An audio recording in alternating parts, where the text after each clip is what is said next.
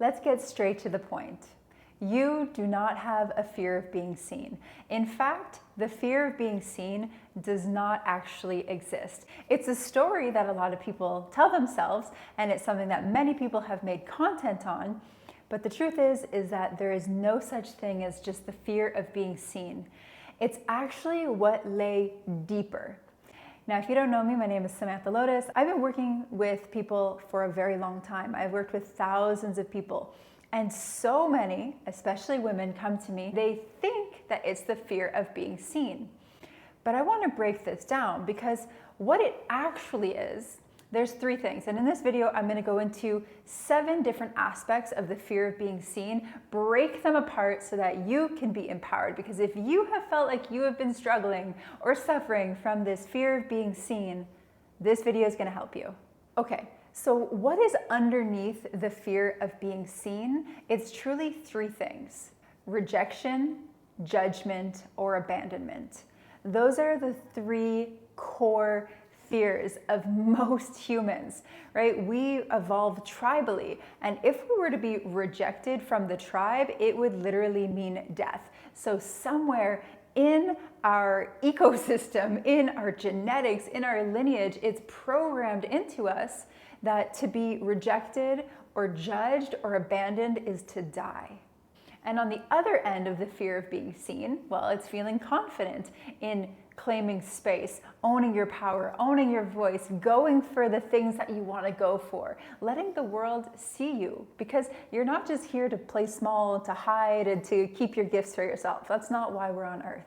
So now that you know that you're not actually afraid of being seen, but it's the deeper core fears of judgment, rejection, and abandonment, I want us to peel back those layers and dive into the 7 nuances of that fear. And again, by helping you understand it or understand it, you can then transmute that and be free of it. The first one is judgment or criticism. If we put ourselves out there, we naturally open ourselves up to judgment and criticism. And here is the thing. I want you to reprogram that because judgment and criticism is really inevitable. If you have seen, we live in a very polarizing world.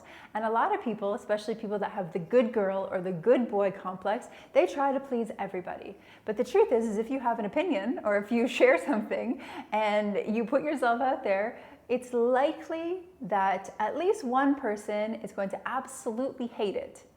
And you just need to be okay with that. Because we're not actually afraid of what others are going to say about us or judge us or criticize us. Because if we didn't care at all about other people's opinion, it wouldn't bother us. But judgment and criticism is always just a reflection of something we are insecure about. If there's something that you are insecure about, the fear of being seen is just that somebody else sees that thing in you that you're insecure about. Say, for instance, you have a skin that has some blemishes on it and you're really insecure about your skin. Well, the fear is that other people are going to notice your imperfections. But if you're okay with those imperfections, it wouldn't matter. For instance, I know that my face is not perfect. I have wrinkles, I have dimples, my nose is a little crooked, and if I was worried about that or insecure about it, I would hate if people would notice those things because I would want to be seen as perfect. But the truth is I know I'm not perfect and I don't care. I love my imperfections. There are people that call me ugly, that I look old, that I have dimples, that I have wrinkles, and it doesn't bother me at all because I don't care what they think, because I know that I'm a beautiful person inside and out. I tell myself that, I believe that, and so nobody could tell me otherwise. So with this one, you want to get really clear on what you're insecure about, and you want to work on that. You have to accept yourself and love yourself, because when you are confident, when you accept or at least decide that you're not going to let the fear or the insecurities hold you back, you are going to be free. I get so much online hate because I'm opinionated and I put myself out there. And it does not bother me at all. I've had every negative, hateful thing thrown at me, and I just laugh now because I know that that's a reflection of them and not me. And so it's truly building that confidence and building that unshakableness, and just know that those negative people, that's just a reflection of them.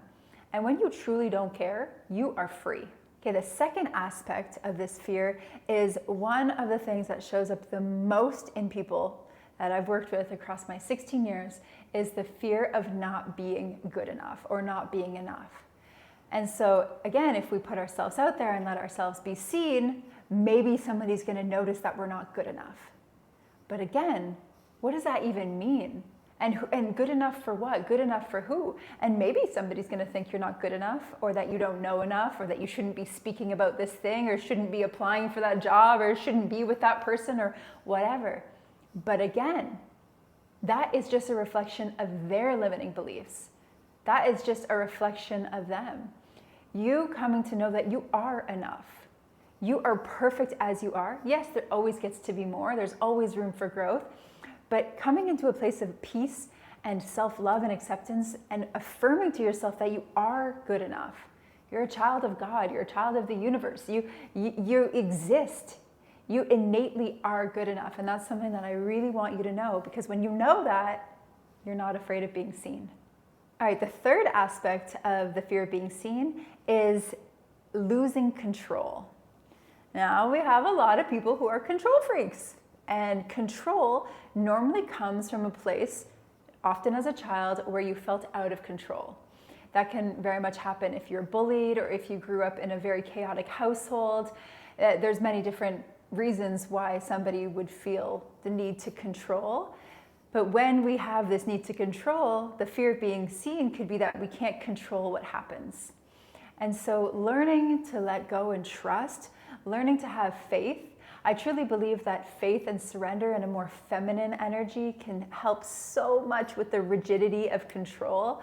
Because if we want to control everything, well, we are in the illusion, because, sorry to break it to you, but control is an illusion. You do not have control. You cannot control what happens. You can't control the weather. You can't control other people.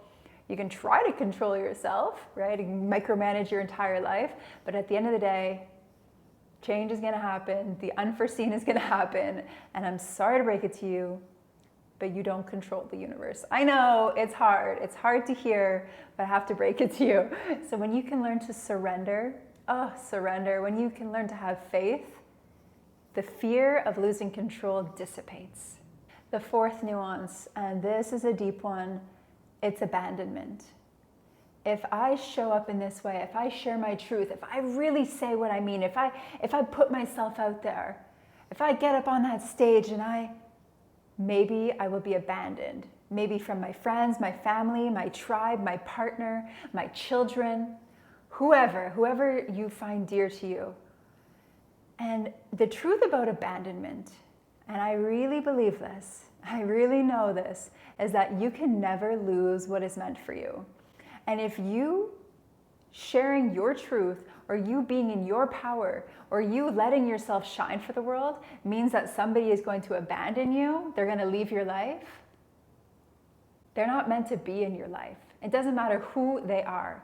If somebody could abandon you for you being in your truth, right, unless you're like horrible and abusing them, then that makes sense. But if you're really being in your truth and honoring something and sharing that with people and they want to abandon you, thank you, universe, for clearing what was no longer in alignment.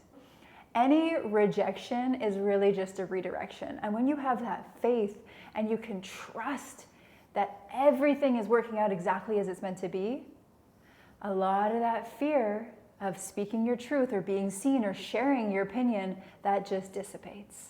Number 5, this is one I also see a lot. It's the unhealed wounds, specifically around embarrassment, which is the energy of shame.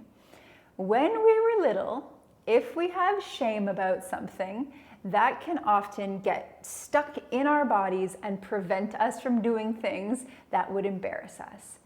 I remember I was giving a talk in school. Maybe I was in grade 4. And I don't know what happened, but I think my skirt was tucked in to the back of my leggings and my underwear were showing. And I was writing something on the board and everybody laughed at me.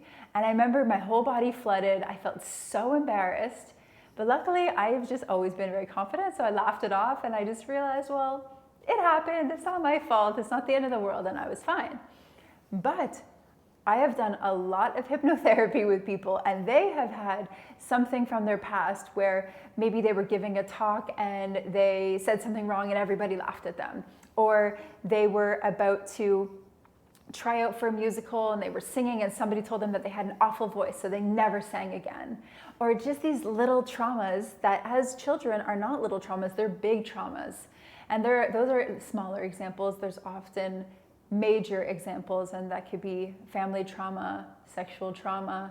There's many different kinds of traumas, and this is something to be very sensitive with as I share this. But these traumas specifically that connect to embarrassment or the energy of shame, which is some of the lowest vibrational emotions on the planet, that can really prevent somebody from wanting to be seen because it's just too vulnerable. And oftentimes it equates to, if I put myself out there, I am not safe. People might ridicule me, laugh at me. I might have more shame. And so there's a protective mechanism. And even people with a heavier body weight, that's often the same thing. It's a protective mechanism. That's a whole other tangent. But it would be important for you to go in and say, well, where are the aspects inside of me that are still holding on to shame or afraid of feeling embarrassed or being ridiculed? And when you can bring in grace and compassion and understand that we're just imperfect humans that are going to make mistakes, that are going to have really challenging things happen, that are going to go through traumatic events. When we can have grace with ourselves and compassion with ourselves and move through that, and then develop the muscle again of trust and confidence, we can grow into the confident version of ourselves that can allow ourselves to be seen. And maybe that is going to happen in smaller increments, especially if you carry a lot of shame or that shy character, or you've been traumatized or bullied. That might be harder for you. So I'm not saying it's just this easy thing, but it's something that you want to develop and strengthen, almost like a muscle. Number 6 is the fear of responsibility or expectations. And this is a sneaky one, because I've seen this again, especially with women that are stepping into their power, that know they have a powerful story, that know they're gonna blow up, that know they're gonna be very successful. The fear of responsibility or expectation pops up. Well, if I put out a video and it gets hundreds of thousands of views, so many people are gonna need things from me. They're gonna want things from me. They're gonna need my time, my attention. And that fear of being overwhelmed, that can be a lot for people, right? With our nervous systems, if we're already feeling burnt out or we're already feeling like there's a huge amount of responsibility on us, the fear of being seen, especially if you know that you are powerful and that there is something big for you, sometimes it can just feel like way too much.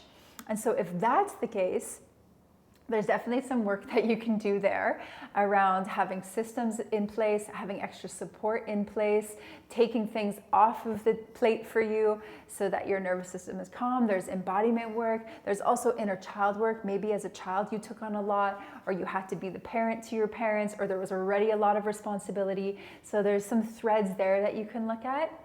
But if your purpose is to be big, if it is to serve others, if it is to be seen, that is something you definitely want to work through, because that can be preventing you from actually stepping into your power. Okay, so then the last one is fear of success or fear power. And this is the one that never made sense to me, because people always used to say to me, maybe Sam, you're just afraid of your success. I'm like, I don't think so. You're afraid of your power. I hear that a lot. And no, nobody's afraid of being powerful. Nobody's afraid of being successful. You're afraid of what the outcome of your success would be, or the outcome of your power. And this is such a tricky one as well. Sometimes the fear is that if I am successful, my family will be upset. If I am powerful, my little sister's gonna be jealous and that's gonna cause friction. If I am successful and I make a lot of money, or I'm powerful, I might leave my husband, or there might be too much spotlight on me, or again, that responsibility, or maybe my life would change too much and I don't know, and I can't imagine what it's gonna be, and all this fear comes up. So this is a really interesting one, especially if you wanna be seen, if you wanna be successful, if you wanna be in your power. You wanna go in and find all of those little fear threads and alchemize them so that they're not holding you back. So there we have it. Those are the 7 nuances to the 3 core fears that are actually underneath the story of the fear of being seen. Let me know if this resonates with you. If there's one or multiple of them that really stuck out to you, I would love to hear it, because I'm just a big nerd about this and I really love to know what's going on in the inner workings of everybody. This is such a passion of mine. So I hope this was helpful, and I look forward to seeing you in the next video. Mwah.